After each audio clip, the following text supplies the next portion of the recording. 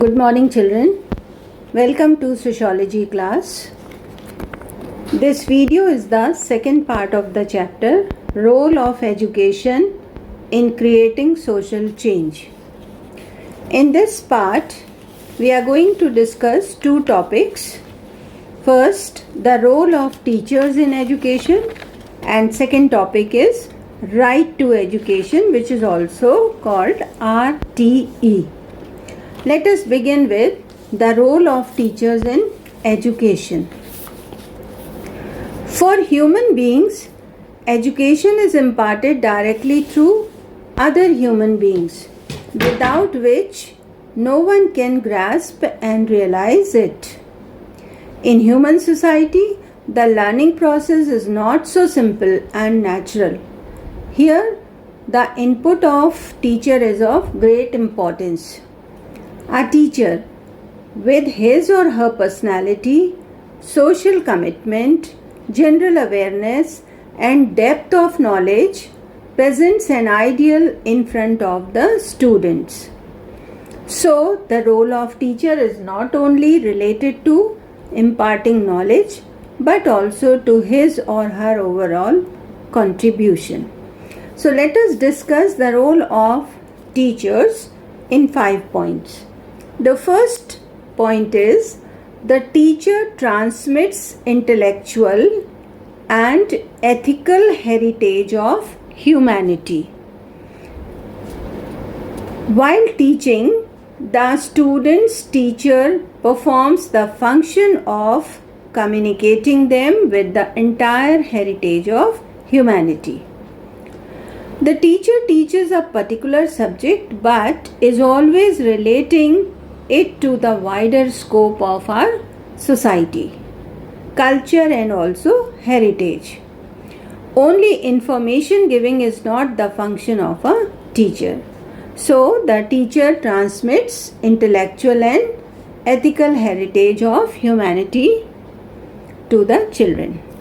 Second point is the teacher teaches a skill and adds knowledge to the human brain. The teacher is supposed to take up a specific subject which is to be taught to the pupils. The teacher shares his or her knowledge with the students. It is not a one-way giving of knowledge, rather, the teacher continues the process of increasing knowledge and receiving the response of the students as well. Third point, the teacher develops the personality of the students. The students are learning from books and other reading material with the help of the teacher, and at the same time they are integrating themselves with the world of knowledge with the assistance and guidance of the teacher. Hence, the teacher does not only impart knowledge but also develop the personality of the students by inculcating discipline, mixing with the students in a friendly manner, knowing their personal background and related problems as far as possible. So, in this way, the teacher develops the personality of his or her students. Fourth point is teacher arouses the quest for knowledge.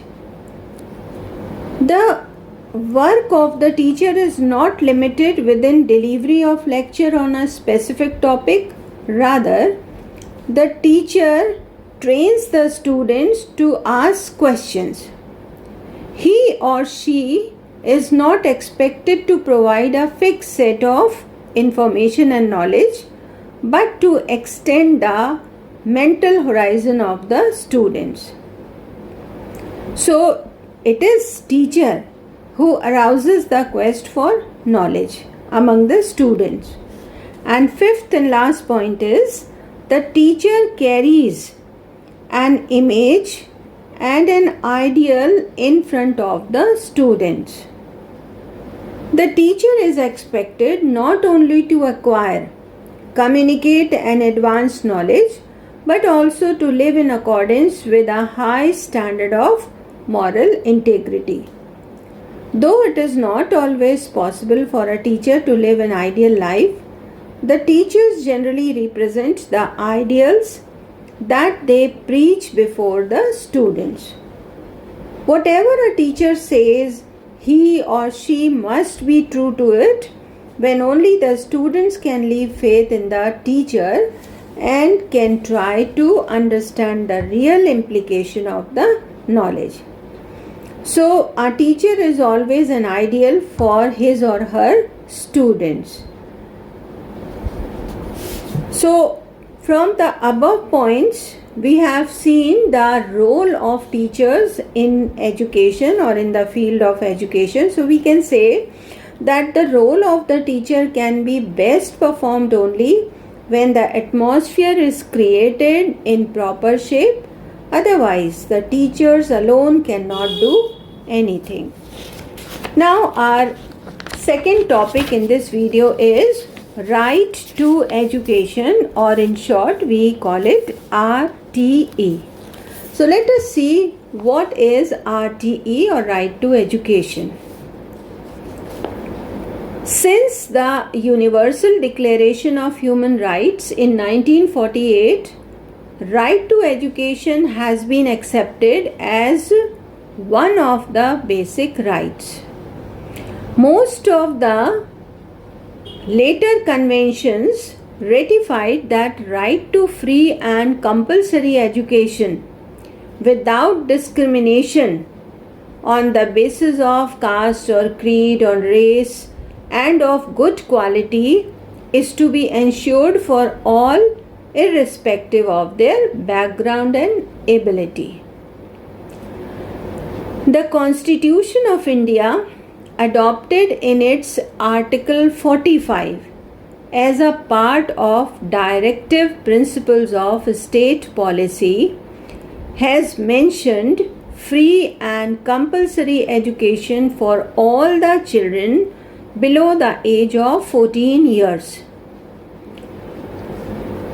In 1997, a constitutional bill was introduced to interest Article 21, ensuring right to education. The Parliamentary Standing Committee on Human Resource Development scrutinized the bill, and the Law Commission of India also dealt with the subject in its 165th report. So, on the basis of this report, the amendments proposed are these I am going to discuss. The first amendment, to provide for free and compulsory education to children in the age group of 6 to 14 years.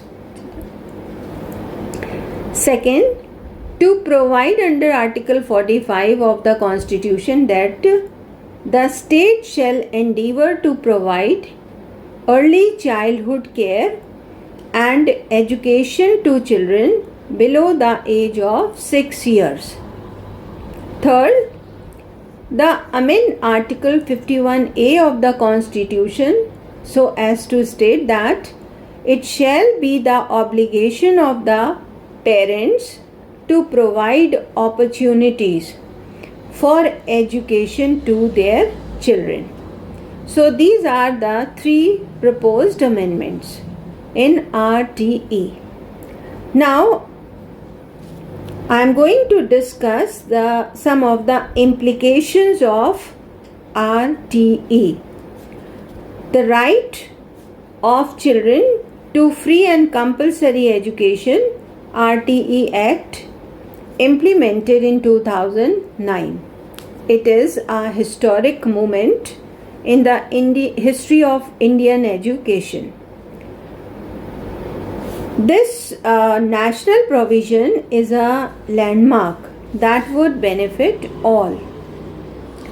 So now we are going to discuss the implications. The first is right of children to free and compulsory education till completion of elementary or basic education in a neighborhood school which is close to their house.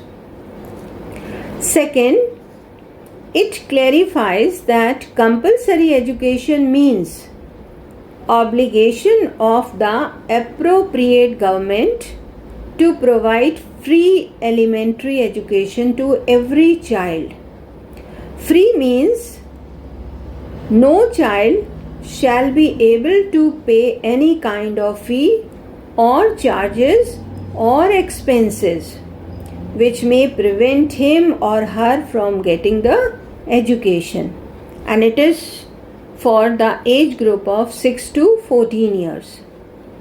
Then the third implication is it makes provisions for a non-admitted child to be admitted to an age appropriate class.